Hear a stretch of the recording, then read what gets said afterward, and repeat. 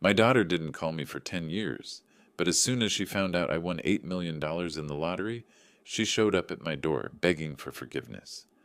I coldly invited her to my office. When I opened the safe, darkness fell over my eyes. I grabbed my chest and collapsed to the floor.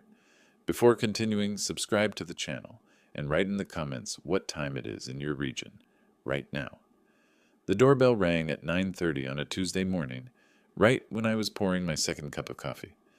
I'd been enjoying the quiet, the kind of peaceful October morning that makes retirement worth every penny I'd saved during 40 years of staring at spreadsheets. Phoenix mornings have this quality to them, a dry warmth that doesn't assault you the way summer does. I wasn't expecting anyone. At 67, my social calendar isn't exactly packed. When I opened the door, I almost dropped the mug. Sophie stood on my porch. My daughter Sophie, who I hadn't seen or heard from in 10 years. Not a phone call, not a birthday card, nothing. And now here she was, tears streaming down her face, her husband Lenny lurking behind her with his hands shoved in his pockets, and a teenage girl I barely recognized slouched against the porch railing, staring at her phone. "Dad," Sophie choked out, "I'm so sorry. I'm so sorry." For a moment, I just stood there, my accountant's brain trying to calculate the odds of this happening. 10 years of silence and she shows up on a random Tuesday? The numbers didn't add up. "Sophie?" I kept my voice neutral. "This is unexpected." I know it is. But I've been doing a lot of soul searching, and I realized how wrong I was. How wrong we were. She gestured back at Lenny, who managed something that might have been a nod. "Can we come in, please? I need to explain." I should have closed the door. Every instinct I'd honed over decades of auditing small businesses and spotting financial irregularities was screaming that something was off. But she was still my daughter, despite everything. "Come in," I said, stepping aside. They filed past me into the living room. Quinn, my granddaughter, who'd been 8 the last time I'd seen her, didn't look up from her phone. Lenny surveyed my house with what I can only describe as an appraising look, like he was mentally calculating the value of my furniture. Sophie settled onto my couch, dabbing at her eyes with a tissue she'd apparently brought with her. Prepared tears. Interesting. "Dad, I don't even know where to start," she began. Her voice had that rehearsed quality I'd heard 1,000 times from business owners trying to explain missing receipts. After Mom, after everything that happened, I was angry. I blamed you for things that weren't your fault. I said terrible things. She had. I remembered every word of our last conversation, the one where she'd accused me of driving her mother away, of being cold and distant, of caring more about numbers than people. The irony was that her mother had left me for another man, but Sophie had needed someone to blame, and I'd been convenient. "I've spent these years regretting that day," Sophie continued, "missing you, missing what we had." Lenny leaned against my bookshelf, his fingers drumming against the wood, impatient. Quinn yawned, not even pretending to care about the emotional reunion happening in front of her. "That's quite a change of heart," I said, sitting in my armchair across from her. 10 years is a long time." I know it is. But people change, Dad. I've changed. We've changed." She reached back and grabbed Lenny's hand, pulling him down beside her. "We want to be a family again. We want Quinn to know her grandfather." Quinn glanced up at the sound of her name, rolled her eyes, and went back to her phone. "What made you decide this now?" I asked. "Why today?" Sophie's eyes flickered, just for a second, toward Lenny. "Does it matter? I'm here now. We're here now. Isn't that what counts?" "Timing matters in my experience," I said. "In accounting, timing is everything," Lenny snorted. "Still all about the numbers, huh, Francis? Some things never change." There it was, the contempt he'd never bothered to hide, even back when Sophie and I were still speaking. Lenny had always seen me as an obstacle, a judgmental old man who didn't appreciate his get-rich-quick schemes and his habit of borrowing money from Sophie's savings. "Some things shouldn't change," I replied, keeping my tone pleasant. "Principles, for instance." Sophie shot Lenny a warning look. "We're not here to argue. We're here to reconnect, to start over." "Start over," I repeated. The phrase sounded nice. Too convenient. We talked for another 30 minutes. Sophie shared carefully curated stories about Quinn's school, about Lenny's latest business venture, about their life. She asked about mine with what seemed like genuine interest, but her eyes kept drifting around the room, like she was looking for something. When they finally stood to leave, Sophie hugged me. It felt mechanical, performed. "We'll come by again soon," she promised. "Maybe this weekend." "Maybe," I said. I watched them walk to their car, a newer model sedan that looked expensive for someone Lenny claimed was struggling financially. Quinn climbed into the back without a word. Lenny glanced back at my house once before getting in the driver's seat, his expression unreadable. I closed the door and stood in my entryway, coffee gone cold in my hand. Something was very wrong. After 4 decades of finding discrepancies in financial records, you develop a sense for when the numbers don't match the story. And Sophie's story had more holes than a balance sheet from a failing restaurant. The question was, what was she really after? I spent the evening in my study, the room where I'd built my consulting practice before retirement, where I'd taught myself to find patterns in chaos. The desk lamp cast long shadows across my bookshelves, and I sat there, replaying the day's conversation in my mind like I was reviewing an audit file. Something Sophie had said kept nagging at me. Not the apology, that was clearly rehearsed. No, it was something smaller, a phrase she'd used. "After everything that's changed for you." What had changed for me? My life was exactly the same as it had been for the past 5 years. Same house, same routine, same careful management of my pension and savings. Nothing had changed, unless she thought something had changed. I pulled out my phone and scrolled back through my call log, looking for anything unusual. And there it was, a call from mid-September, about a month ago. Unknown number. I'd answered it because I still get occasional calls from former clients. The woman on the line had introduced herself as Rachel, claimed to be a friend of the family. I'd been confused because I didn't know any Rachels, but she'd been pleasant enough, asking how I was doing, mentioning something about how lucky I'd been lately. I remember her exact words now. "I heard about your big luck with the tickets. You must be thrilled." I'd assumed she had the wrong person and politely ended the call. But now, turning it over in my mind, I wondered if that had been a fishing expedition, someone trying to confirm something about me. Then there was last week. I'd been downtown, coming out of my bank, where I'd gone to set up automatic payments for my homeowner's insurance. As I'd walked to my car, I'd noticed a vehicle that looked familiar, a dark blue sedan like Lenny's, parked across the street. When I'd looked directly at it, the car had pulled away quickly. At the time, I dismissed it. Phoenix is a big city, lots of dark blue sedans. But now? I got up and paced my study, my mind working through possibilities the way it used to work through tax returns. Sophie shows up after 10 years. Someone called asking about tickets and luck. Lenny's car near my bank. Sophie's eyes scanning my house like she was taking inventory. They were looking for something. Or they thought I had something. But what? I sat back down and opened my laptop, checking my bank accounts, my investment portfolios, my retirement funds. Everything was exactly where it should be, modest but comfortable. Nothing had changed. No unexpected deposits, no windfalls, no lottery wins or inheritances. Yet Sophie seemed convinced something had changed for me. Convinced enough to break 10 years of silence and show up with a performance worthy of a television drama. The smart move would be to wait, to observe, to let them make the next move and reveal their hand.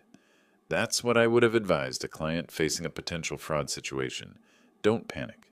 Gather information, document everything. I pulled out a legal pad and started making notes. Date of Sophie's visit, her exact words, Lenny's behavior, Quinn's disinterest, the phone call from Rachel in September, the car near the bank. I wrote down everything I could remember, time-stamping each incident. If this was a con, and my gut said it was, then they would be back. People running a con always come back, each visit designed to build trust, to get closer to whatever they're after. Sophie's promise to visit again this weekend wasn't affection, it was strategy. Around midnight, I lay in bed, staring at the ceiling fan making slow circles above me. The desert night was quiet, except for the occasional car passing on the street outside. My mind wouldn't settle. I'd spent my whole career protecting people from financial mistakes, from fraud, from their own poor decisions. I'd built a reputation on being thorough, being skeptical, being the person who asked the uncomfortable questions that revealed the truth. But I'd failed to protect my own marriage. I'd been so focused on work, on building security for the future, that I hadn't noticed my wife pulling away until she was gone. Sophie had blamed me for that, and maybe she'd been partially right. I'd been so good at seeing patterns in numbers and so blind to patterns in people. Not this time. Whatever Sophie and Lenny were planning, whatever they thought I had or could give them, I wasn't going to be an easy mark. I'd spent 40 years learning to spot deception in financial records. Time to apply those skills to my own family. If they wanted to play games, they'd pick the wrong accountant. I closed my eyes, already planning my next moves. First, I needed to understand what they believed about me.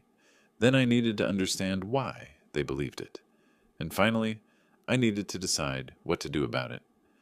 The last thought I had before drifting off was simple. If this is manipulation, they'll make a mistake. Everyone does. And when they do, I'll be ready. The next morning, I woke early and decided a walk would help clear my head. Phoenix mornings in October are perfect for that. Cool enough to think clearly, warm enough to be pleasant. I'd barely made it to the end of my driveway when I spotted Alan Grayson, my neighbor from across the street, watering his front lawn. Alan's a good guy. Retired postal worker, about my age. The kind of neighbor who keeps an eye out without being nosy. We wave, chat about the weather, complain about property taxes, normal neighbor stuff. "Francis," he called out, shutting off his hose. "Good to see you out and about." "Can't stay cooped up inside," I said, walking over. "Beautiful morning." "That it is." He wiped his hands on his pants. "Hey, I've been meaning to mention something. Wasn't sure if it mattered, but figured I'd tell you anyway." Something in his tone made me pay attention. "What's that?" "Last week, Tuesday, I think it was, I saw your daughter and that husband of hers at your place. You weren't home, I don't think. Your truck was gone." I kept my expression neutral. Last Tuesday, I'd been downtown meeting with my financial advisor about rolling over some certificates of deposit. The appointment had taken most of the afternoon. "They were just there?" I asked. "Yeah. Looked like they were peeking in your windows, actually, standing on your front porch, cupping their hands against the glass, looking inside. The husband was on his phone, showing your daughter something on the screen. They were having quite the animated conversation about whatever they were looking at." The coffee I'd drunk earlier suddenly felt heavy in my stomach. "Did you hear what they were saying?" "Not really. I was in my garage, working on sorting some boxes. But when they walked back to their car, I heard the husband, Lenny is it, talking on his phone. He was speaking loud enough that I caught a few words. Something about the old fool and big money." Alan shifted uncomfortably. "Look, I don't want to cause trouble. I assumed you knew they were coming by. Family stuff, you know? But then yesterday when your daughter showed up and you seemed genuinely surprised, I thought maybe I should mention it." "I'm glad you did, Alan. Really? Thank you. They in some kind of trouble? Need money or something?" "Something like that," I said, managing a smile I didn't feel. I finished my walk on autopilot, my mind racing. Sophie and Lenny had been surveilling my house. Looking for what? Evidence of wealth? Checking to see if I was home. And that phone call, the old fool and big money. When I got back inside, I made myself another coffee and sat at my kitchen table, forcing myself to think chronologically, to piece together the timeline like I would an audit trail. Then I remembered something else. Late September, maybe 3 weeks ago, I'd been at my bank. Not the main branch where I do most of my business, but a smaller one near the grocery store. I'd been standing at the counter when the teller, a young woman named Maria, had asked me an odd question. "Mr. Collins, have you changed your contact information recently?" "No," I'd said. "Why?" "We had someone call yesterday trying to access information about your account. They claimed to be family. Said they were your daughter, actually. But the number they were calling from didn't match our records, and when we asked security questions, they couldn't answer them correctly." I'd felt a flash of alarm then. What kind of information were they after? Account balances, recent transactions, that sort of thing. Standard phishing attempt, probably. We didn't give them anything, of course. We never do without proper verification. But I wanted to make sure you knew about it, in case you wanted to add extra security to your account. I'd thanked her and immediately added a verbal password to my accounts, an extra layer of protection that required anyone calling about my accounts to provide a specific phrase. At the time, I'd thought it was just some random scammer who'd somehow gotten my name. But it hadn't been random at all, had it? Sophie or Lenny, probably Lenny, had tried to access my bank accounts. They'd been checking my financial situation, preparing for something. I pulled out my legal pad again and added these new details to my notes, drawing connecting lines between events. Alan's observation about the window peeping, Maria's warning about the phone call. The pattern was getting clearer and uglier with each piece of information. They'd been investigating me, spying on my house, attempting to access my bank records, all before showing up with their tearful reunion act. This wasn't a spontaneous decision to reconcile. This was premeditated, calculated. But why? What did they think I had? What had convinced them to go through all this effort? I needed answers, and I needed to understand what they believed before I could figure out how to handle this situation. Because one thing was becoming crystal clear. Sophie and Lenny were hunting for something specific, and whatever it was, they were convinced I had it. Sophie called that afternoon while I was reviewing my notes. "Dad, I hope I'm not bothering you." "Not at all," I lied. "I was thinking maybe Lenny and I could come by tomorrow. I know we just saw you, but I'd really love to talk more. Heart to heart, you know? Without Quinn this time. Just adults." Heart to heart, right. More like wallet to wallet. "Sure," I said. "Tomorrow works." "Really?" She sounded almost surprised. "That's wonderful. How about around 2? 2 is fine. Great. We'll see you then. Love you, Dad." She hung up before I could respond, which was probably for the best, since the words would have stuck in my throat anyway. They arrived promptly at 2 the next day, October 17th. I'd spent the morning preparing, mentally running through questions, traps I wanted to set. If they were hunting for money, they'd eventually have to show their hand. "Thanks for having us," Sophie said as I let them in. She was wearing a dress this time, looking more put together. Lenny had traded his usual T-shirt for a button-down. They were dressing up for something. We settled in the living room. I offered coffee, which they accepted. We made small talk about the weather, about traffic, about nothing important. I watched them both carefully, noting how Sophie's eyes kept darting around the room, how Lenny's leg bounced with barely contained energy. Then, about 20 minutes in, Lenny cleared his throat. "Francis, I gotta be honest with you. Things have been tough lately. The economy, you know? My business hit some rough patches." I knew for a fact that Lenny's business was usually whatever get-rich-quick scheme he'd discovered that month. Last I'd heard, it had been selling supplements online. Before that, day trading. "That's unfortunate," I said neutrally. "Yeah, and with Quinn getting older, expenses just keep piling up. Private school, activities, you know how it is." I didn't, actually. When Sophie was growing up, she'd gone to public school, and we'd been just fine. But I nodded anyway. Sophie jumped in, her voice careful. "What Lenny's trying to say is that we could really use some help. Family helping family, you know. And we were thinking, maybe there's a way we could help each other." "Help each other how?" "Well," she glanced at Lenny, "you're retired now, living alone in this big house. That must be lonely sometimes. Maybe expensive to maintain." "Ah, here we go." "I manage," I said. "Right. But imagine if we were around more. Quinn could help with yard work. Lenny's handy with repairs. We could be here for you, Dad. Make sure you're not alone." "In exchange for money." She didn't say it, but it hung in the air between us. "That's a generous offer," I said, keeping my tone pleasant. "Let me think about it." Lenny looked frustrated, but Sophie touched his arm. "Of course. Take all the time you need. We just want you to know we're here for you. Whatever you need." Whatever I need. That was rich. After they left, I sat in my study and added this encounter to my timeline. The pattern was clear now. They were closing in, getting bolder. But they still hadn't said what they really wanted. They were testing me, seeing how receptive I'd be. Then I remembered one more thing. 2 weeks ago, early October, I'd been at the grocery store. The cashier, a middle-aged woman named Patricia, had mentioned something odd as she rang up my items. Mr. Collins, I had a strange situation the other day. A young woman came in, showed me a photo on her phone, asked if I'd seen you buying champagne or celebrating anything special recently. A young woman? I'd asked, though I'd already known. Yes, blonde, pretty, maybe 35. Said she was your daughter, but couldn't remember if you'd mentioned something important. Wanted to make sure she hadn't forgotten a birthday or anniversary. Patricia had frowned. I told her I don't keep track of what customers buy, and anyway, it's none of my business. I'd thanked Patricia for her discretion. Now it made perfect sense. They'd been checking to see if I'd been celebrating something. A windfall, a lottery win, some sudden financial change. But why would they think that? Where had this idea come from? I needed professional help.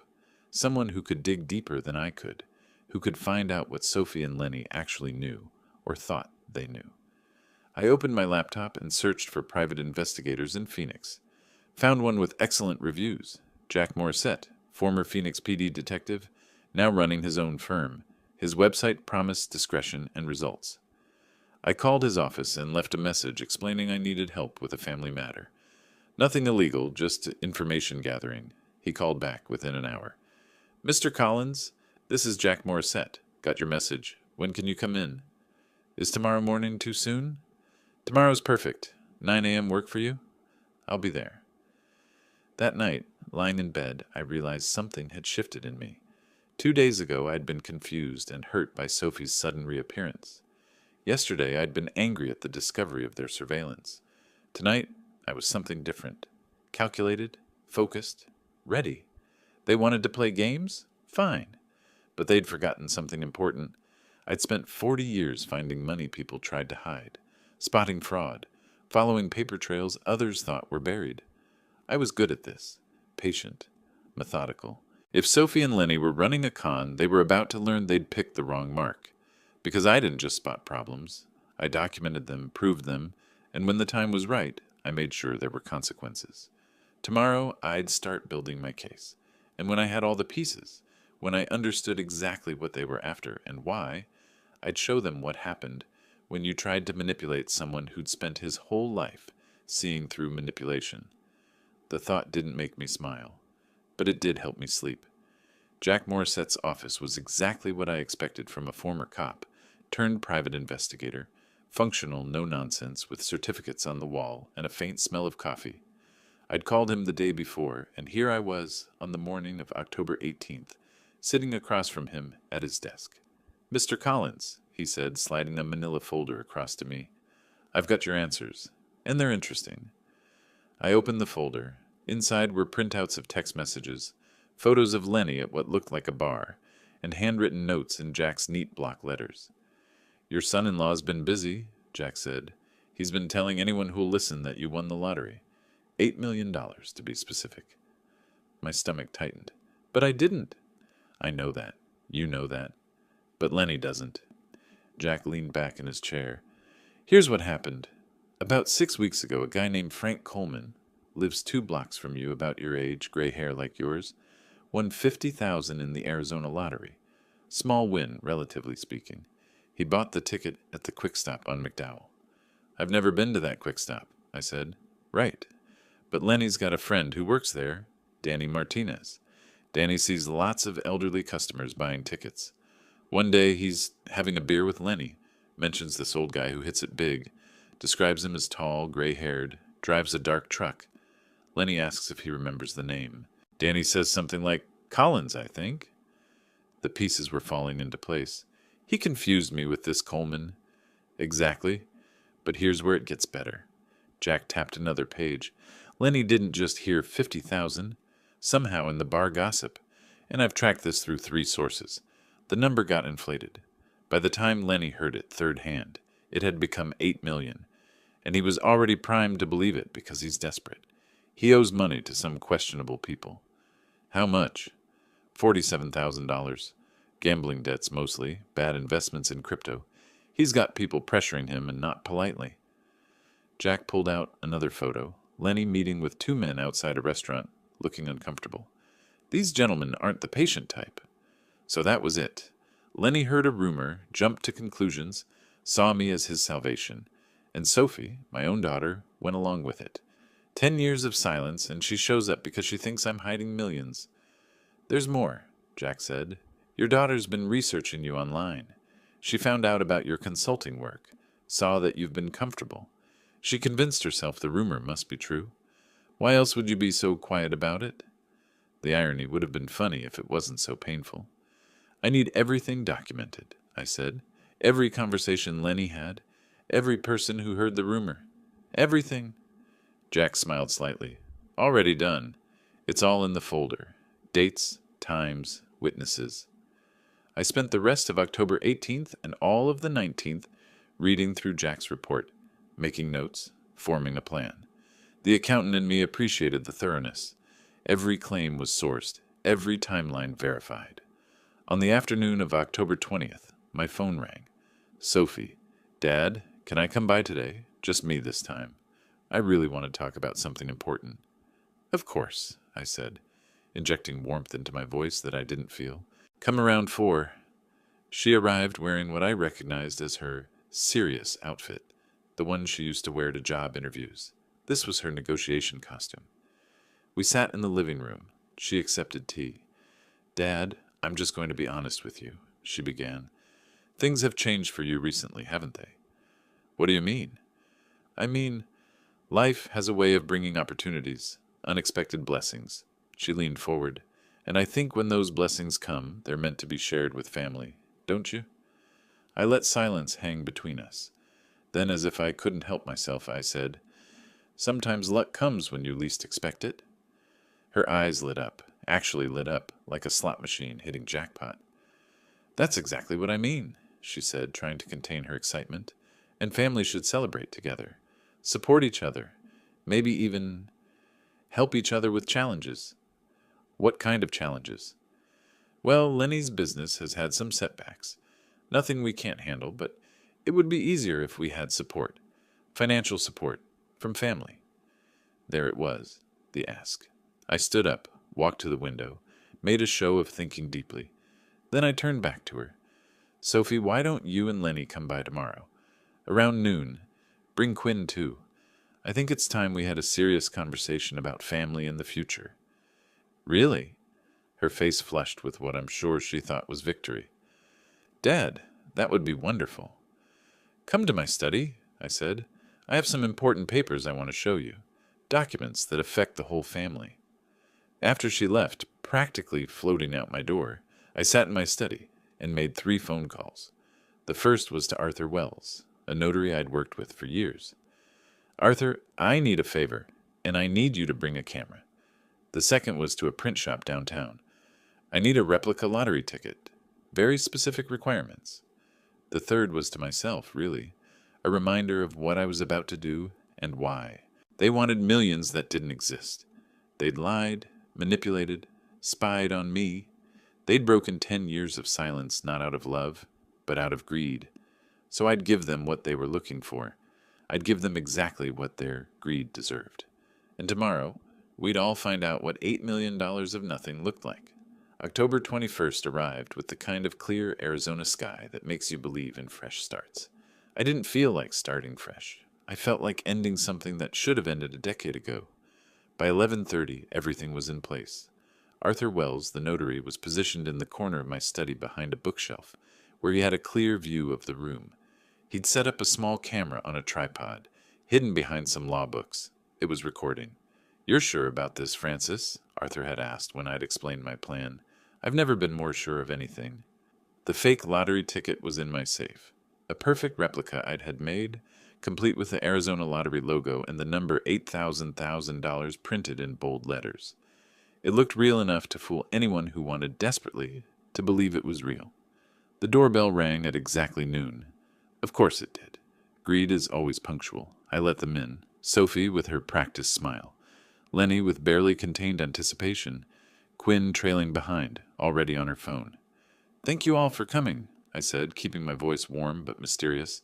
Please, follow me to my study. We walked through my house in single file, like a procession.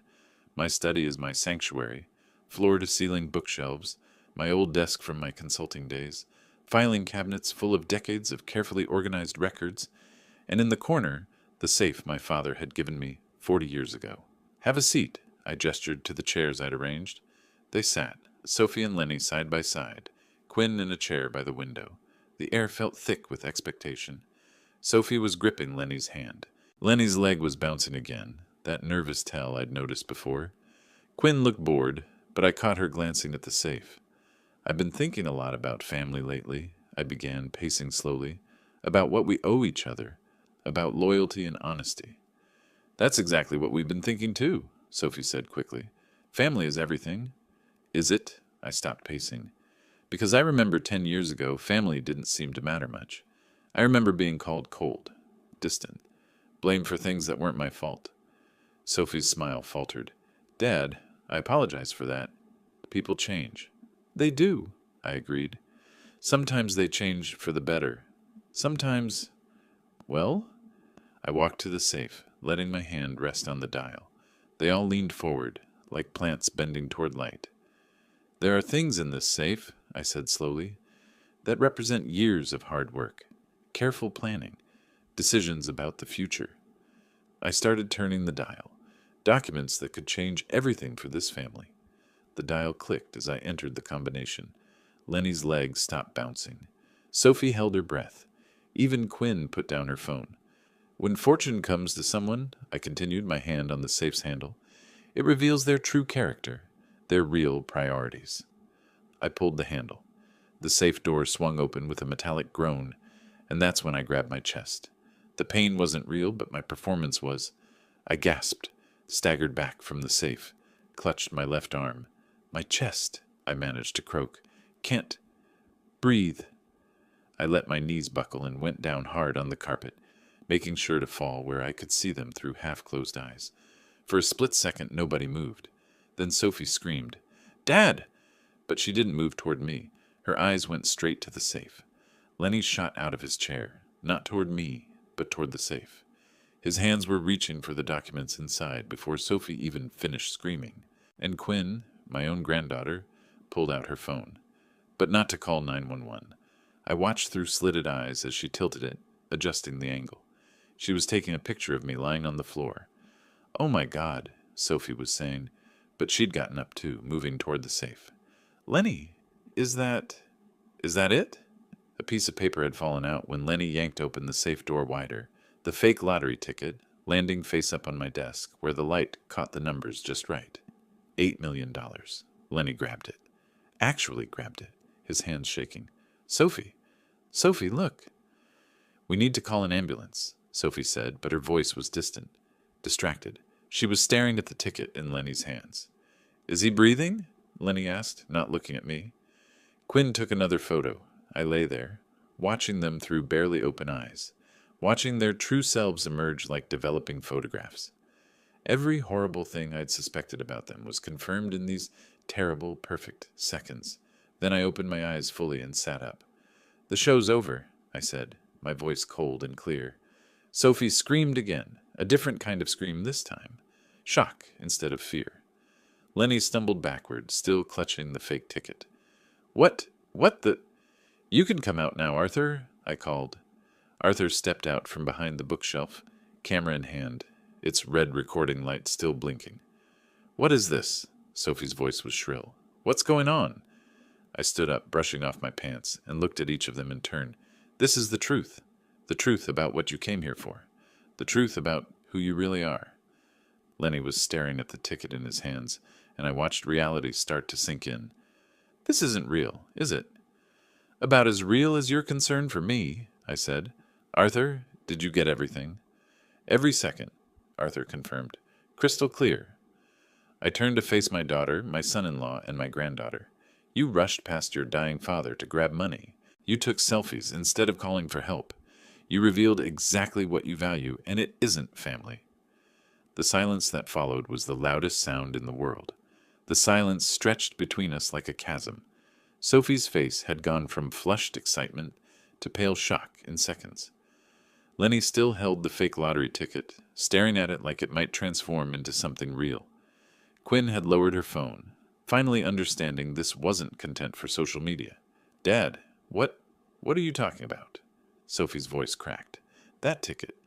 is as real as your concern for me, I said, walking to my desk and picking up a folder. Arthur, would you explain what you witnessed? Arthur Wells stepped forward, still holding the camera. I recorded the entire incident. The video clearly shows Mr. Collins appearing to have a medical emergency.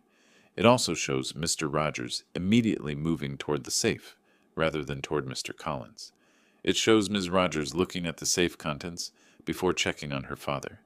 And it shows Ms. Quinn Rogers taking photographs of her grandfather lying on the floor.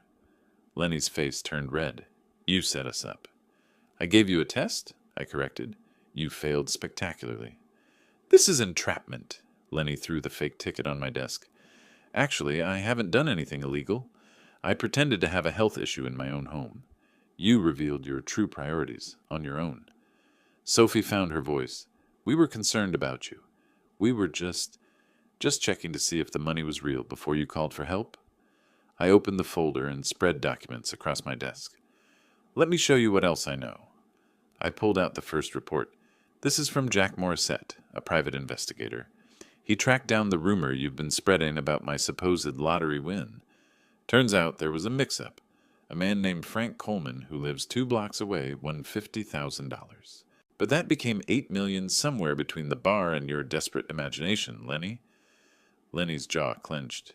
You had us investigated. After I discovered you'd been investigating me, I pulled out another document. Here's a statement from Alan Grayson, my neighbor. He saw you two at my house last week when I wasn't home, peering in my windows, planning. This wasn't a spontaneous reconciliation. Sophie's tears were real now, but they weren't tears of remorse. They were tears of a con artist whose con had been exposed. We just wanted to reconnect. The money didn't matter. Really? I pulled out another paper. Then explain this. A bank statement showing someone claiming to be my daughter tried to access information about my accounts. Or this, a statement from Patricia, the cashier at my grocery store, who says, a young woman matching your description came in asking if I'd been celebrating anything recently. You weren't trying to reconnect. You were investigating. I walked around the desk to stand in front of them. All 3 looked smaller now, diminished by truth. Here's what's going to happen, I said, my voice calm but absolute. You have 24 hours to leave my life, permanently. No calls, no visits, no contact of any kind.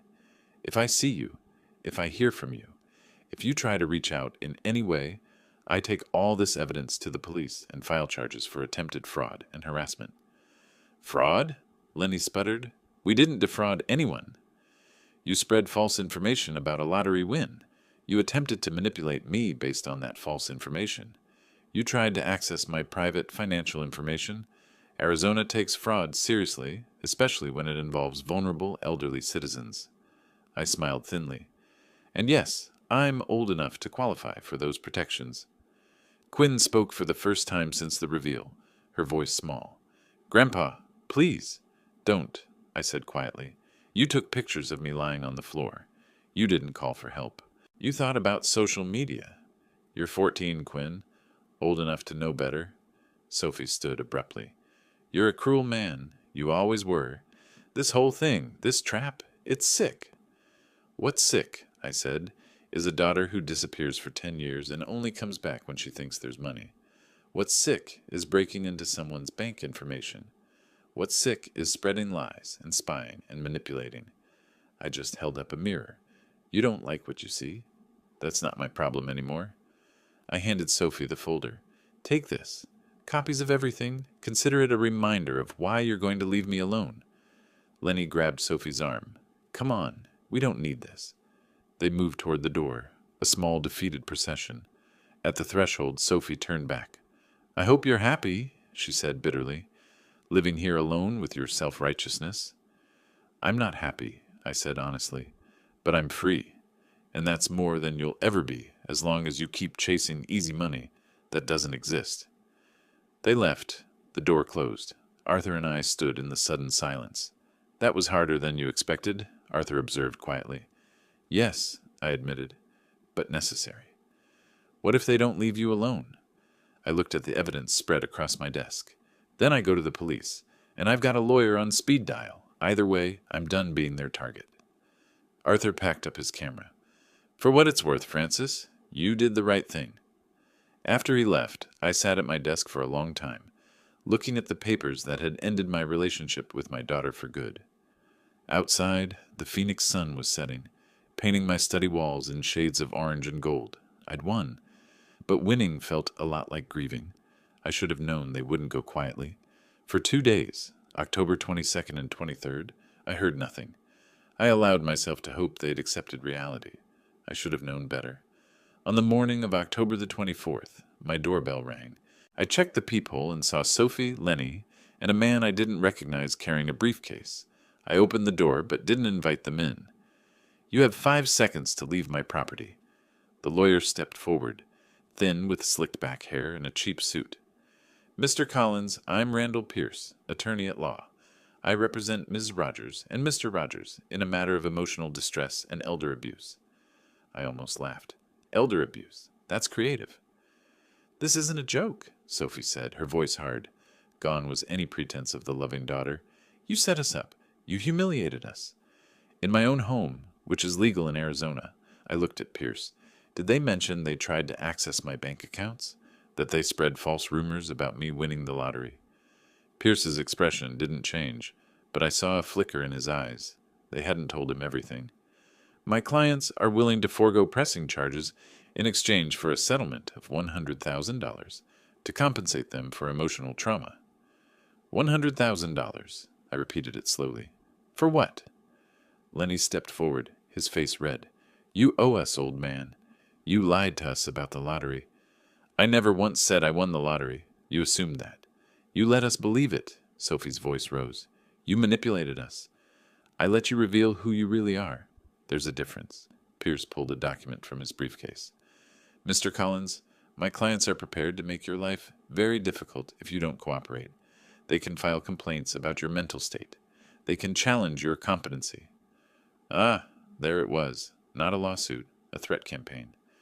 So to be clear, I said, you're threatening to spread lies about me unless I pay you money. That's extortion, Mr. Pierce. That's a felony. It's not extortion if we're simply telling the truth, Sophie said, about how you neglected me as a child, about how you were emotionally abusive. She was improvising, creating a narrative. We'll give you 24 hours, Pierce said. After that, we file. Even if you win, the court costs and reputational damage will be significant. They left. I watched them walk to their car, a rental, probably staying in a cheap motel, burning through Lenny's remaining money, getting more desperate. I went inside and immediately called Gloria Haydenreich, my lawyer. I'd worked with her for years during my consulting days. She was smart, thorough, and didn't back down. Francis, she answered on the second ring.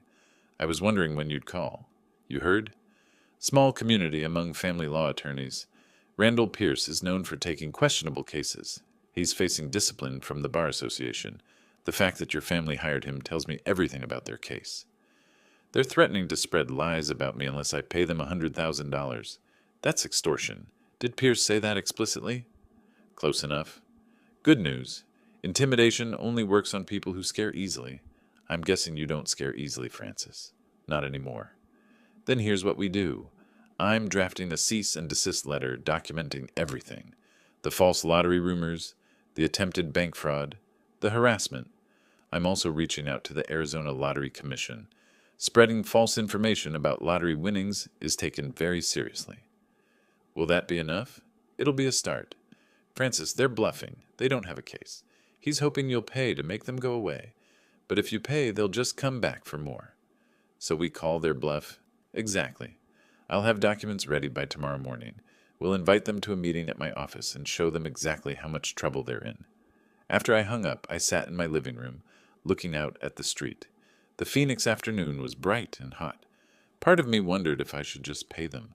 $100,000 would hurt, but it wouldn't ruin me. But that's exactly what they were counting on.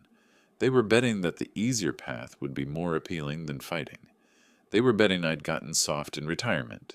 They'd bet wrong. I picked up my phone and made one more call. To Jack Morissette. Jack, I need you to keep monitoring Lenny and Sophie Rogers. I need to know where they're staying, who they're talking to, what they're planning. You think they're going to escalate? I think they're desperate, and desperate people make mistakes. I want to know about those mistakes when they happen. You got it.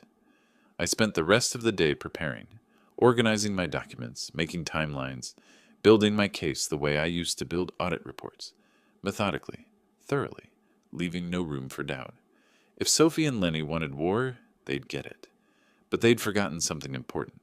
I'd spent 40 years winning battles, fought with paperwork and patience, and I'd never lost one yet. On the morning of October 25th, Gloria called. It's done. I sent the letter. They have an appointment at my office tomorrow at 10 a.m. I strongly suggested they attend. Strongly suggested. I may have mentioned that failure to appear would result in immediate filing of charges with the Phoenix Police Department and the Arizona Attorney General's office. That tends to motivate people. Will they show? Oh, they'll show. People like your daughter and son-in-law always think they can talk their way out of trouble. They'll come expecting to negotiate. Instead, they're going to get educated. The next day, October 26th, I arrived at Gloria's office at 9:30. Her building was in downtown Phoenix, all glass and steel, the kind of place that broadcasts professional competence. Gloria met me in the lobby. Ready for this? She asked. I've been ready for 2 weeks. We went up to her conference room, and there, already waiting, was Gwen Thompson from the Arizona Lottery Commission. She was a woman in her mid-40s, professionally dressed, with the calm demeanor of someone who dealt with lottery fraud cases before. Mr. Collins, she shook my hand. I've reviewed the materials Gloria sent me. This is quite a situation. That's one word for it.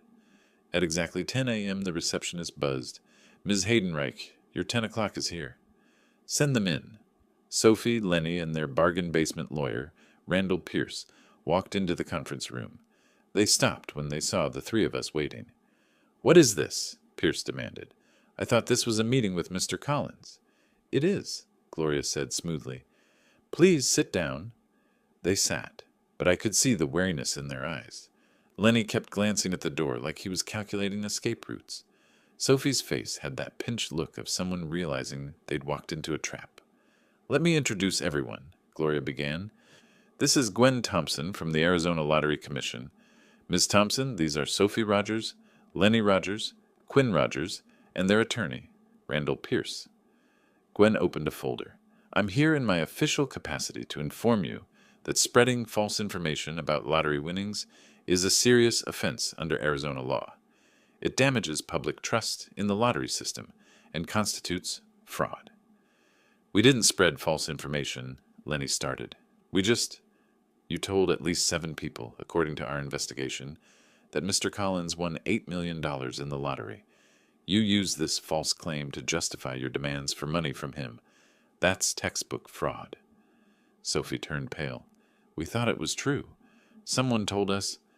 Intent doesn't matter, Gwen continued. You made no effort to verify the information. You didn't contact the Lottery Commission. You simply spread rumors and then attempted to profit from them. Gloria placed another folder on the table. And then there's the extortion, the threats to damage Mr.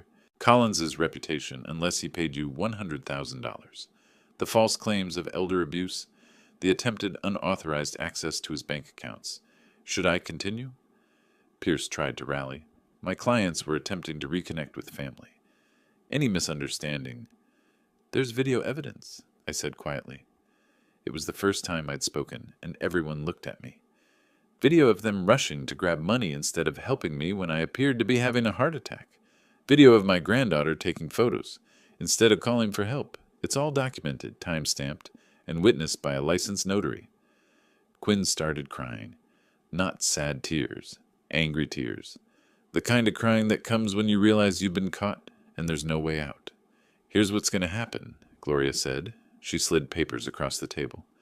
You're going to sign a legally binding agreement. You will have no contact with Mr. Collins. No calls, no visits, no emails, no social media contact, nothing. You will not discuss him with anyone. You will not attempt to damage his reputation. You will not come within 500 feet of his residence. If you violate any of these terms, we file criminal charges immediately. No warnings, no second chances. And if we don't sign? Lenny asked, his voice weak. Then we file charges today, Gwen said. Wire fraud, attempted fraud, elder abuse, extortion, harassment. Take your pick. Some of those carry federal penalties. Pierce leaned over to whisper to Sophie and Lenny. I couldn't hear what he said, but I could guess. He was telling them they had no choice. He was telling them to sign. This is insane, Sophie said, but her voice had no strength behind it. He's my father. He did this to us. He trapped us. He gave you a choice, I said, and I let ice creep into my voice. Every step of the way, you chose greed. You chose manipulation. You chose lies. I just gave you enough rope. You're a cruel man, Sophie whispered. No, I said. I'm just done being your mark. Lenny grabbed the pen first. He signed with quick, angry strokes. Sophie followed, tears streaming down her face now. Real tears, finally, but tears of defeat rather than manipulation. Quinn signed last, her hand shaking. Pierce gathered the papers. We're done here. Yes, Gloria said. You are. They stood. Lenny looked like he wanted to say something, maybe make one last threat. But Pierce grabbed his arm and steered him toward the door. Sophie stopped at the threshold and turned back to look at me. I met her eyes and gave her nothing. No anger, no sympathy, just the cold assessment of someone who'd finally seen the truth. She left. The door closed. The silence that followed felt like the end of something. Or maybe the beginning. Greed catches everyone who chases it, I said quietly. October the 27th dawned clear and cool, the kind of Phoenix morning that reminds you why people move here. I sat on my back patio with my coffee, watching the sunrise paint the sky in shades of orange and pink. For the first time in 2 weeks, I felt like I could breathe. My phone buzzed, a text from Gloria. No violations reported. They're gone. I texted back a thank you and set the phone aside. Later that morning, I was watering my plants when Alan walked over from across the street. Hey, Francis. Haven't seen your daughter around lately. Everything okay? Everything's fine, I said. Sometimes problems solve themselves when you give them the right push. Alan nodded slowly. I heard some things. Rumors in the neighborhood. Something about lottery tickets? Just rumors, I said. People hear what they want to hear. Well, whatever happened, you seem more relaxed. That's good to see. After he left, I went inside to my study. The folder with all the evidence sat on my desk. Jack's investigation report, Arthur's video, the bank statements, witness accounts, everything meticulously organized. I picked it up, feeling the weight of truth. I carried it to the same safe where this had all reached its climax. I spun the dial, entered the combination, and placed the folder inside. Everything documented, everything preserved, just in case. But I didn't think I'd need it.